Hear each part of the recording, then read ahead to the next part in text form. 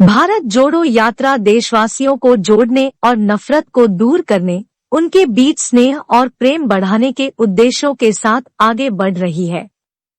यात्रा का संदेश है कि व्यावसायिक गतिविधियों में निजीकरण को रोके। जीमैट फाउंडेशन यात्रा का स्वागत करता है और देश में यात्रा के साथ साथ हर जगह रोजगार मेले का आयोजन करके युवाओं को नए स्टार्टअप शुरू करने में मदद करता है। रोजगार मेले में छात्रों को उद्यमी कैरियर शुरू करने के लिए प्रोत्साहन दिया जाता है। दर्शकों से अनुरोध है कि वे वीडियो को लाइक करें, अपने मित्रों को फॉरवर्ड करें और चैनल को सब्सक्राइब करें। यात्रा नवयुवकों में बेरोजगारी और महंगाई को लेकर सरकारी तंत्र के विरुद्ध कन्याकुमारी से कश्मीर तक चलेगी रास्ते में अनेक लोग जुड़ते हैं और राहुल गांधी के साथ अपनी समस्याएं साझा करते हैं। भारत जोड़ो यात्रा के यादगार पलों को ताज़ा रखने के लिए तस्वीरों में कैद किया है। सरकार द्वारा शिक्षा के क्षेत्र में पब्लिक प्राइवेट पार्टनरशिप प्रयोग एक गलत कदम था, फलस्वरूप शिक्षा के स्तर में भारी गिरावट देखने को मिली। अधिकांश लोगों को डिग्री डिप्लोमा बेचा जाता है। वर्तमान सरकार ने पब्लिक प्राइवेट पार्टनरशिप के बुरे परिणामों से सबक नहीं लिया है और रेलवे, राजमार्ग, हवाई अड्डे, बिजली संयंत्र, प्रेस मीडिया आदि क्षेत्र में निजीकरण को बढ़ावा दिया है। सरकार इन क्षेत्रों में केवल 2 उद्यमियों को लाभ पहुंचा रही है, इससे कर्मचारियों के हितों का हनन हो रहा है। इंदिरा गांधी ने कर्मचारियों के हितों की रक्षा के लिए बैंकों और बीमा कंपनियों का राष्ट्रीयकरण किया क्योंकि कर्मचारी मालिकों के व्यवहार से त्रस्त थे। सांसद किरोड़ी लाल मीणा की कांग्रेस की भारत जोड़ो यात्रा में एंट्री हो गई है। उनकी ये एंट्री यात्रा को समर्थन देने के लिए नहीं, बल्कि राहुल गांधी से मिलकर उनको ज्ञापन सौंपने के लिए हुई है। भाजपा सांसद किरोड़ी लाल मीणा का कहना है कि वो राहुल गांधी से मिलकर राजस्थान की अशोक गहलोत सरकार के भ्रष्टाचार की शिकायत करना चाहते हैं। उनका कहना है कि सीएम अशोक गहलोत राजस्थान के लोगों को गुमराह कर रहे हैं। बेरोजगारी के लिए ना नौकरी है और ना ही बेरोजगारी भत्ता है। नौकरी मेले में हम उद्यमशीलता कैरियर शुरू करने के अवसर प्रदान करते हैं। रोजगार मेले के अन्य लाभ निम्नलिखित है। 1. लोगों को नौकरी आईपीआर प्रोडक्ट्स की फ्रैंचाइजी वितरित करके उन्हें उद्यमशीलता कैरियर शुरू करने के लिए नए स्टार्टअप मिल सके। 2. लोगों को भर्ती करे और उन्हें देश में कहीं भी फ्रेंचाइजी सेंटर चलाने के लिए प्रशिक्षित किया जा सके। 3. पूरे देश में आयोजित रोजगार मेले में लोगों की भर्ती की जाती है। डिग्री, डिप्लोमा या अन्य किसी कोर्स का सर्टिफिकेट देने वाली संस्था की जिम्मेदारी है कि वह छात्रों को नौकरियां उपलब्ध कराए। रोजगार मेले में निम्नलिखित जॉब्स के लिए लोगों की भर्ती करते हैं। 1. रोजगार मेला मैनेजमेंट टीम। 2. इंस्ट्रूमेंट प्रोडक्शन और marketing team. 3. BOT social engineering projects planning और execution team. 4. Education reform video making team. 5.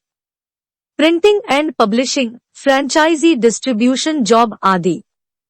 सभी जॉब में part time work from home भी ऑप्शन हो सकता है। अधिक जानकारी के लिए GMAT foundation, AB8, Adarsh Nagar, Durg, Chhattisgarh. केवल जरूरतमंद व्यक्ति ही संपर्क करे। Phone number 9755039605। जीमैट फाउंडेशन उन लोगों को जोड़ता है जिनके पास किसी कोई नई खोज अथवा तकनीक का पेटेंट या कॉपीराइट प्राप्त है। अधिकतर रिसर्च स्कॉलर्स अपनी खोज का लाभ नहीं उठा पाते हैं। जीमैट फाउंडेशन उनकी खोज के फ्रैंचाइजी मॉडल विकसित करता है और मार्केटिंग में सहयोग करता है। इस प्रकार रिसर्च स्कॉलर्स को सही कीमत प्राप्त करने में मदद मिलती है। नौकरी मेले में हम फ्रैंचाइजी मॉडल की ट्रेनिंग से लोगों को उद्यमशील कैरियर शुरू करने के अवसर प्रदान करते हैं। कृपया वीडियो को पसंद करें और चैनल की सदस्यता लें। बेरोजगारी की समस्या को दूर करने के लिए सरकार को बड़ी संख्या में नई नौकरियां पैदा करने के लिए सोशल इंजीनियरिंग परियोजनाओं के विकास पर ध्यान केंद्रित करना चाहिए। एक ऐसी परियोजना की चर्चा यहाँ की जा रही है जिससे सार्वजनिक क्षेत्र में लाखों नौकरियां पैदा होंगी। भविष्य के जल संकटों को दूर करने के लिए जल जीवन मिशन छत्तीसगढ़ मॉडल प्रस्तुत है। इस क्षेत्र में पब्लिक प्राइवेट पार्टनरशिप करने की कोई आवश्यकता नहीं है। 2014 में प्रधानमंत्री पद संभालने के तुरंत बाद माननीय मोदी जी ने स्वतंत्रता दिवस पर राष्ट्र के नाम अपने पहले संबोधन में गांव की महिलाओं के लिए अपनी पीड़ा व्यक्त की, जो अपने परिवार के लिए कुछ लीटर पीने का पानी इकट्ठा करने के लिए रोजाना 3 से 4 घंटे घूमती है। उन्होंने हर दरवाजे पर पेयजल की आपूर्ति के लिए जल जीवन मिशन शुरू करने का प्रण लिया। इस परियोजना को पूरा करने के लिए 3.5 लाख करोड़ रुपए आवंटित किए गए थे। जमीनी हकीकत के लिए काम करने वाले कार्यकर्ता स्थानीय स्तर पर उपलब्ध जल संचयन के लिए ट्रेडिशनल मेथड्स जैसे जल संग्रहण के लिए उपयुक्त सिविल कंस्ट्रक्शन कार्यों में लग गए। यह जल कृषि उपज को सिंचित करने मात्र ही सीमित था, घर घर में जल पहुंचाने के उद्देश्य की पूर्ति नहीं हो सकी। मीडिया और समाचार चैनलों ने योजना पर चर्चा के लिए विशेषज्ञों को आमंत्रित किया ताकि उद्देश्य की पूर्ति हो सके।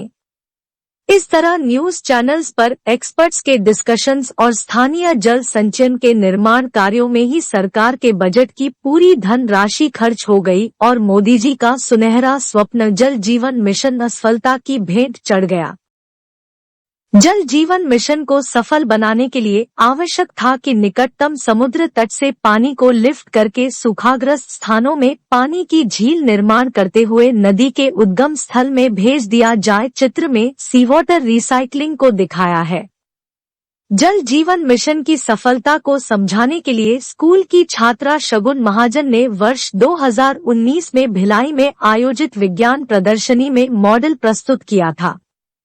बाद में उसके मॉडल का लेख प्रतिष्ठित बच्चों की पत्रिका ब्रेन फीड अक्टूबर 2019 अंक में प्रकाशित भी हुआ।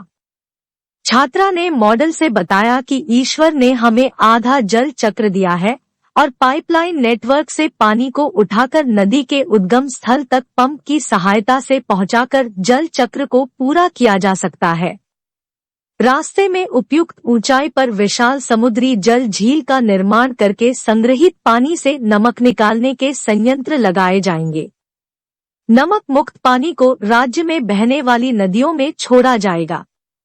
इससे नदी और जमीन के जल स्तर में कभी कमी नहीं होगी। यह सोचने का विषय है कि करोड़ों लोगों को रोजगार देने वाली इस सोशल इंजीनियरिंग परियोजना की ओर छत्तीसगढ़ सरकार का ध्यान किसी अधिकारी द्वारा अभी तक क्यों नहीं लाया गया। प्रस्तुत वीडियो से हम श्री राहुल गांधी का ध्यान आकर्षित करना चाहते हैं कि वे छत्तीसगढ़ में इस योजना को लागू करें जिससे असंख्य लोगों को रोजगार मिल सके और छत्तीसगढ़ राज्य खुशहाली की ओर बढ़े।